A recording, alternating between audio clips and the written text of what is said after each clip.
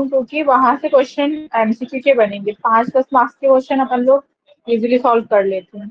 तो तो देखो, पहला क्वेश्चन था चरक सूत्र स्थान दो का नाम क्या है। तो पहला पहला क्वेश्चन, पहला चैप्टर कौन सा था अपना, दीर्घन द्वितीय अध्याय।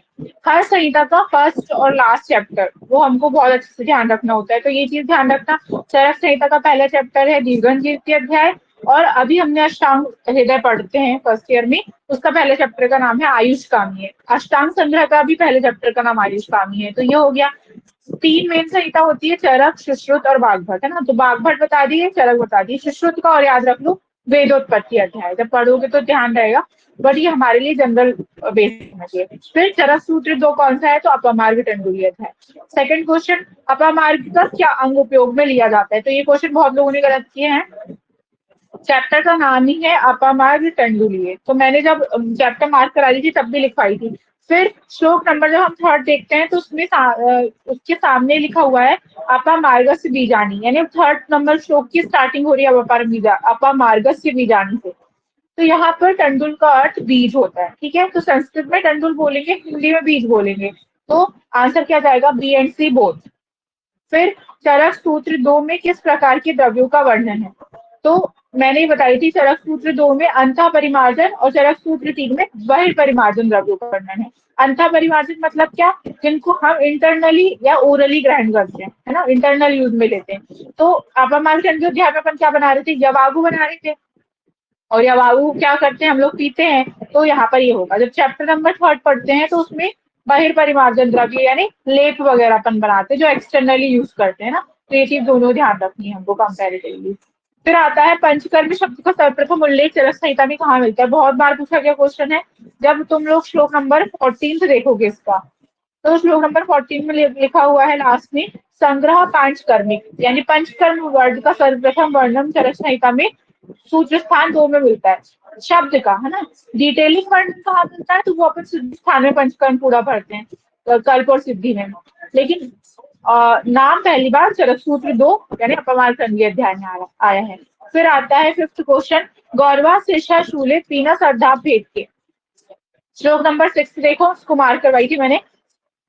सिर में भारीपन, है ना, शूल होना, पीनस यानी सर्दी होना, अर्धाभेदक यानी हेमिक्रेनिया आधा सर दुखना, कृमि, अपस्मार, ध्यान नाश, प्रमोहक, ये व्याधियों को नष्ट करने के लिए हम क्या देते हैं, तो शिरोविरेचन देते हैं। तो ये शिरोविरेचन के लिए बोला गया है, ठीक है। बहुत इंपॉर्टेंट श्लोक है, पहचानना आना चाहिए। फिर आता है चरक सूत्र दो में कुल कितने यवागु का वर्णन है। तो मैंने बताई थी यहाँ पर 28 यवागु का वर्णन किया गया है टोटल। इन 28 में से भी 22 यवागु होते हैं, 6 पैया होती हैं। तो पहला ऑप्शन देख के 22 नहीं लगा देना, अपने को ओवरऑल ही काउंट करना है 28, ठीक है, 28 यवागु। ये हो गया है समझ में आता। Yes ma'am. अभिषेक, किसी क्वेश्चन में डाउट होगा तो बता। फिर वमन द्रव्यों में शामिल नहीं है, तो वमन द्रव्यों में क्या शामिल नहीं है, श्लोक नंबर 7-8 देखोगे तो उसमें हमने बताया थे कि 10, यहाँ पर टोटल 10 वामक द्रव्य का वर्णन मिलता है ना। 6 तो षडवामक हो गए। षडवामक क्या होते हैं,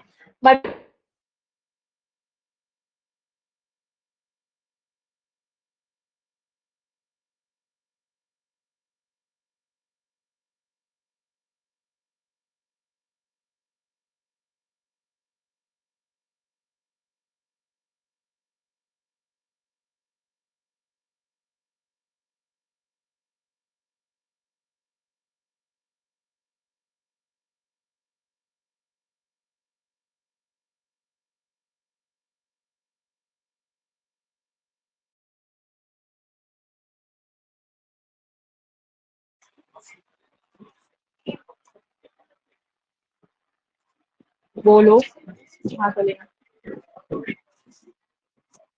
देखो, टेस्ट देना और उसमें गलती करना सही करना ये मैटर नहीं करता। टेस्ट तो उससे तुमको क्वेश्चन पढ़ोगे खुद से पता चलेगा, और एक प्रिपरेशन होगी अलग से उस चैप्टर की, है ना।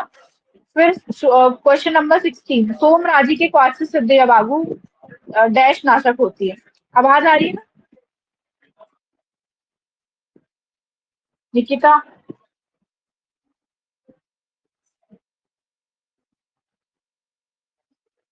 ट्रीटमेंट प्रॉब्लम कर रहा है क्योंकि अभी तो बता देना।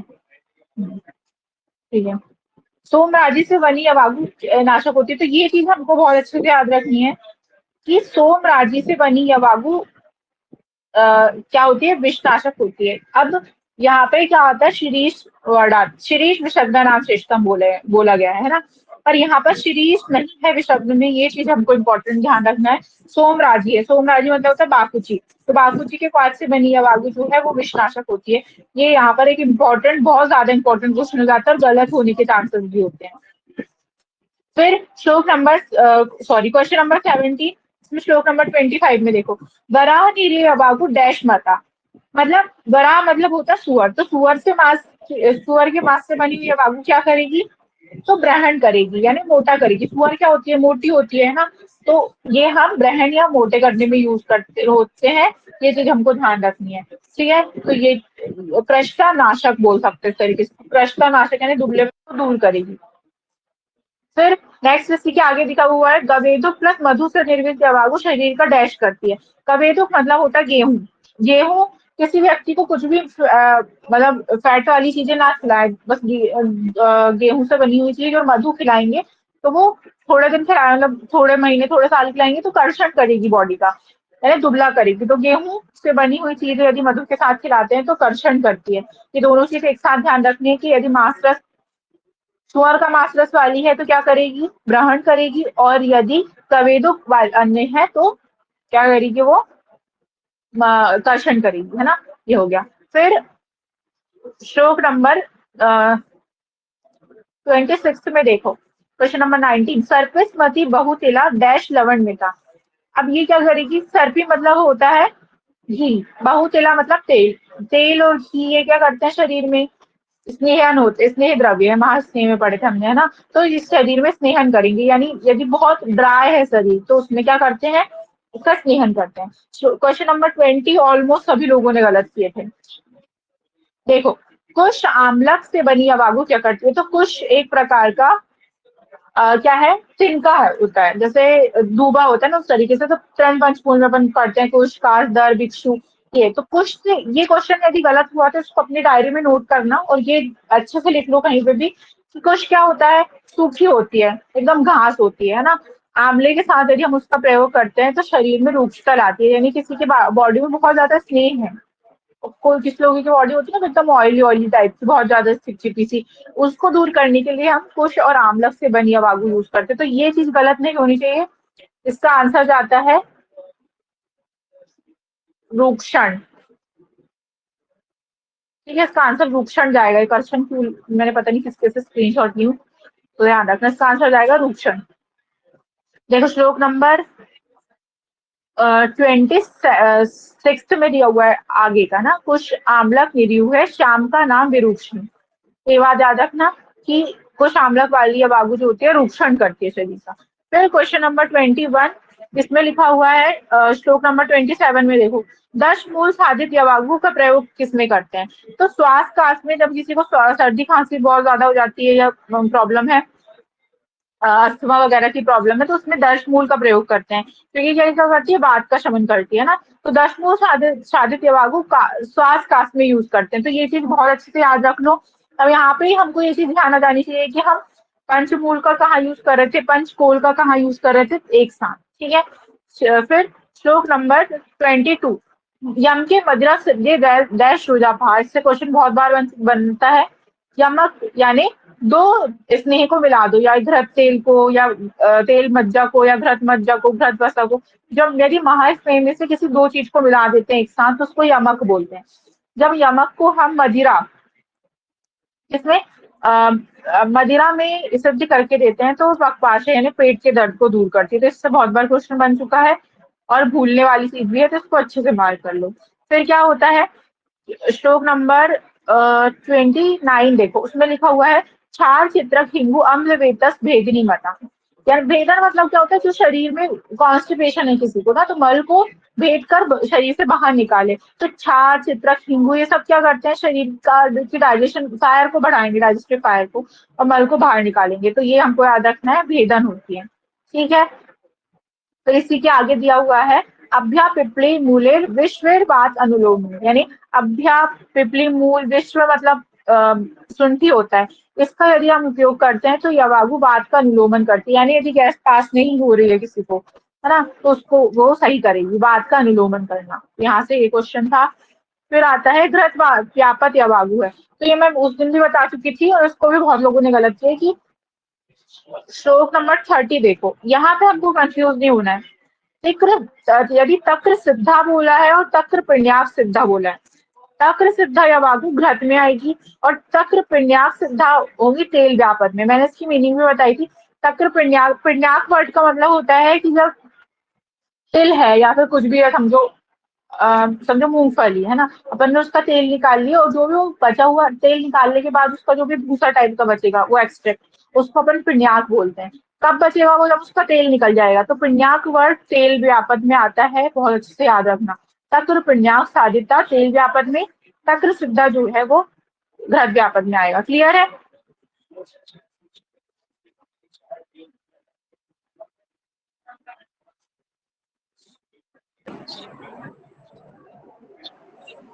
आवाज आ रही है ना?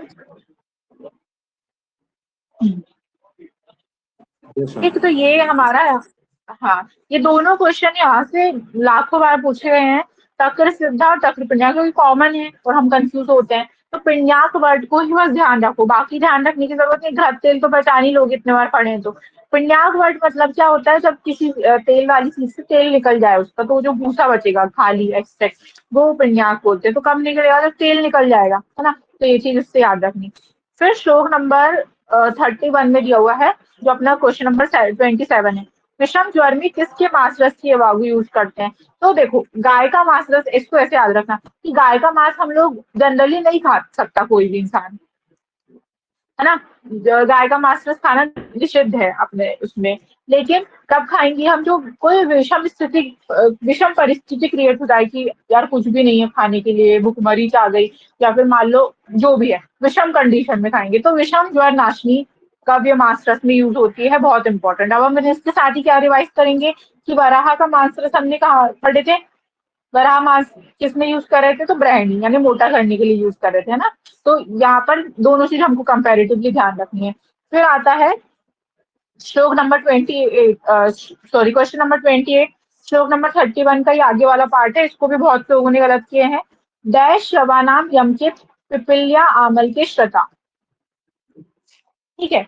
कंठा यवानाम यम के पिपिल्या आमल के श्रता मतलब यवा यव, यव और यमक। यमक अभी मैंने बताई थी, यमक मतलब जब अपन किसी दो महास्नेह को मिलाकर देते हैं, तो इन दोनों से मिली आवाज़ों को हम कंठ योगों में यूज करते हैं। इसको गलत किए हो तो इसको मार्क कर लो, एक वो कुछ वाला गलत किए थे बहुत लोगों ने, उसको मार्क कर लो। फिर आता श्लोक क्वेश्चन नंबर 29, ये भी एक बहुत इंपॉर्टेंट है। ताम्र चूड़ा रस सिद्धा, तो ये मैंने बताई थी, ताम्र चूड़ा मतलब किसका पर्याय है, मुर्गे का, मुर्गे के मांस रस का। तो अपन क्या कर, जनरली क्या होता है, जो मतलब ऐसा बोल सकते हैं हम कि जो नॉर्मल लोग क्या करते हैं, ड्रिंक करते हैं, मांस रस खाते हैं, उसके बाद सेक्सुअल एक्टिविटी परफॉर्म करते हैं। तो क्या इसको कैसे याद रखेंगे हम कि मांस रस खान किससे सिद्धि है बाबू, रेतो मार्ग जब, यानी शुक्र के मार्ग में जो भी बाधा होती है उसको दूर करते हैं, वेदना को दूर करते हैं। तो ये क्वेश्चन इंपॉर्टेंट है, यहाँ से क्वेश्चन आ चुका पीजी में। ताम्र चूना रस सिद्धा रेतो मार्ग युजाभा, तो मुर्गी के मांस रस का प्रयोग हम रेतो मार्ग युजाभा यानी शुक्र मार्ग की वेदना को दूर करने के लिए करते हैं। अब मैंने जब क्वेश्चन सॉल्व करी थी तो उसमें ऐसा था, एक ऑप्शन था शुक्र मार्ग, क्वेश्चन यही था ना, ताम स्यूणा रसिक सिद्धा, आगे लिखा हुआ था शुक्र मार्ग की वेदना, पहला ऑप्शन। दूसरा तीसरा ऑप्शन में रेतो मार्ग जब कहा था, तो इंसान पहले ही देख के लगा दे शुक्र मार्ग, वो भी सही है एक तरीके से। बट इसने क्या पूछा, श्लोक में पूछा है तो हम आंसर भी श्लोक में ही देंगे। यदि हिंदी में पूछता तो दोनों आंसर जाता है, या फिर अपन उसको क्लेम कर सकते थे, बट उसने श्लोक में पूछा है तो रेतो मार्ग दूजा पहा ही आंसर आएगा। अब जब ये आ गया मुर्गी का मास्टर्स, तो हमको रिवाइज करना है कि वराह मास्टर्स किसमें आया था, तो ब्राह्मण में आया था। फिर गव्य मास्टर्स किसमें आया था, विषम ज्वर में आया था। ताम्र चूड़ारस किसमें आया है, ऋतु मार्ग में आया है, ठीक है। फिर आता है श्लोक नंबर 32 में, देखो क्वेश्चन नंबर 30, मांस कृत क्षीर सिद्ध यवागु डैश होती है, यानी मांस मतलब यहाँ पर मांस मतलब होता है उड़द ना, मांस वो मीट वाला मांस नहीं समझना, माश मतलब होता है उड़द। उड़द की दाल यदि घृत और दूध से बनाई जाती साथ मिक्स करके बनाती है तो वो वृश्य होती है। तो उड़द एक माश जो होता है वो एक तरीके से वृश्य होता है, वीर्य का वर्धक करने वाला। तो ये चीज हमको ध्यान रखते हैं कि माश जहाँ पे वर्ड आ रहा है, घृत क्षीर तो ऑलरेडी वीर्यवर्धक है ही, इनके साथ यदि उपयोग कर रहे हैं तो वृश्य होगी, वीर्यवर्धक होगी। अब उसमें कंफ्यूज नहीं होना। शुक्र मार्ग की वेदना जो थी, शुक्र मार्ग से रिलेटेड दो चीज आ गई यहाँ पे। एक तो डायरेक्टली वृश्य यानी वीर्यवर्धक है, एक शुक्र मार्ग की वेदना को दूर करता है यानी मास रस है। ठीक है, तो ये श्लोक नंबर 33 का क्वेश्चन है, 31 नंबर का। उपपोदिका और दही से बनी अबागु रोग को दूर करती है। तो ये उपपोदिका मतलब होती है एक प्रकार की भाजी, जैसे अपन देखते हैं ना, पालक की भाजी, लाल भाजी, ऐसे एक भाजी होती है उपपोदिका। अब इसको मैंने कैसे याद रखी हूँ, तो यदि कोई व्यक्ति बहुत ज्यादा पान करके आया है ना, बहुत ज्यादा ड्रिंक करके आया है, अब उसको खाना दिया अपन ने, उसको अच्छी चढ़ी हुई है, उसको एक बिल्कुल बेकार सी भाजी खिला दो तो उसके पूरा नशा जो है वो उतर जाएगा। तो ऐसे मैंने इसको याद करी थी कि उपोदिका और दही से बनी हुई हवागु जो होती है वो मद को दूर करती है। ठीक है, फिर आता है क्वेश्चन नंबर 32। देखो, इसमें मैंने अभी बताई 28 अवागु में से कुल कितनी पेय का वर्णन है। तो 28 अवागु है, उसमें मैंने लिखवाई थी कि इसमें से भी बाइफर्गेशन करते हैं ना, तो 22 अवागु प्लस 6 पेय होती है। पर उन्होंने पेया को अलग से नहीं बोल के साथ में ही बोल दिया 28 अवागु। पर जैसे मैंने खुद पहला क्वेश्चन पूछी थी कि कितनी अवागु है, तो आंसर हमारा 28 ही जाएगा। पर इस तरीके का क्वेश्चन आया कि 28 अवागु में से कुल कितनी पेय है, तो 6। ठीक है, क्लियर है क्वेश्चन। फिर क्वेश्चन नंबर 33, चरक सूत्र 2 में चिकित्सक की कितनी अहर्ताएं का वर्णन है। अहर्ता मतलब कि क्या क्या क्वालिटीज है, तो श्लोक नंबर एकदम लास्ट श्लोक देखोगे, श्लोक नंबर 36। स्मृतिमान हेतु युक्तिज्ञो जितात्मना प्रतिपत्तिमान विषक औषध संज्ञो चिकित्सक कर तुम अहर्ति। तो ये क्वेश्चन जो है चिकित्सक की योग्यता के नाम से भी आ सकता है, और जनरली मोस्टली टाइम ये अहर्ताएं नाम से आता है कंफ्यूज करने के लिए कि ये है क्या। तो 5 बताई गई हैं कि स्मरण शक्ति उसकी अच्छी होनी चाहिए, हेतु यानी रोग का क्या क्या कारण है उसका को उसका ज्ञाता होना चाहिए, युक्त यानी औषध का प्रयोग कैसे करते हैं उसकी युक्ति जाने वो, जितात्मना यानी जितेंद्रिय होना चाहिए, और प्रतिपत्तिमान यानी समय के अनुसार शीघ्र निर्णय लेने वाला होना चाहिए। तो 5 है, इससे क्वेश्चन हमारे पेपर में आया था 2 मार्क्स का। श्लोक नंबर 34, अमाशय आश्रित रोगों में प्रयुक्त करते हैं। तो जब देखोगे श्लोक नंबर 8, श्लोक नंबर 8 में क्या लिखा हुआ है, उपस्थित श्रेष्ठ पित्ते व्याधि अमाशय आश्रय वमनाट। तो अमाशय में यदि आश्रित दोष है तो हम उसको वमन से निकालते हैं, है ना। तो ये हो गया। फिर अमाशय किसका स्थान होता है, कफ का, तो कफ से वाले दोष जो है वो वमन से निकालेंगे। फिर श्लोक क्वेश्चन नंबर 35, देखो श्लोक नंबर 10 में लिखा हुआ है, पक्वाशय गते दोषे विरेकार्थ प्रयोजित, यानी पक्वाशय या पक्व अमाशय में उत्पन्न दोषों को विरेचन से निकाला जाता है। तो ये डायरेक्टली क्वेश्चन यहाँ से आते हैं। फिर वमन वमन द्रव्यों में क्या श्रेष्ठ होता है, तो मैंने बताई थी षडवामक द्रव्य के नाम याद रखने हमको, मदन फल, मदन फल, जीमूतक, इक्ष्वाकु, फिर धामार्गव, वत्सक यानी कुटज और पृथ्वेदन। तो इसमें सबसे श्रेष्ठ होता है मदन फल। ठीक है, विरेचन द्रव्यों में सबसे श्रेष्ठ क्या होता है, तो अरुण त्रिवृत मूल होती है, ये हमको जनरली याद रखना। फिर श्लोक चरक सूत्र स्थान 2 में कितने वमन द्रव्यों का वर्णन है, तो मैंने बताई थी 10 वमन द्रव्यों का है वर्णन। फिर उसके आगे वाला क्वेश्चन कितने विरेचन द्रव्यों का वर्णन है, तो 17 विरेचन द्रव्यों का वर्णन है। फिर आगे दिया हुआ है श्लोक नंबर 13-14 में आस्थापन और अनुवासन वस्तु के द्रव्य, तो इन दोनों का टोटल मिला के 29 द्रव्यों का वर्णन मिलता है। तो ये हमको न्यूमेरिकल वैल्यू भी याद रखनी है। ओवरऑल पेपर इजी था, ठीक है, इस बार का अच्छा दिए हो तुम लोग, 1-2 क्वेश्चन मिल रखे हैं। यहाँ तक कोई डाउट है वाचस्पति?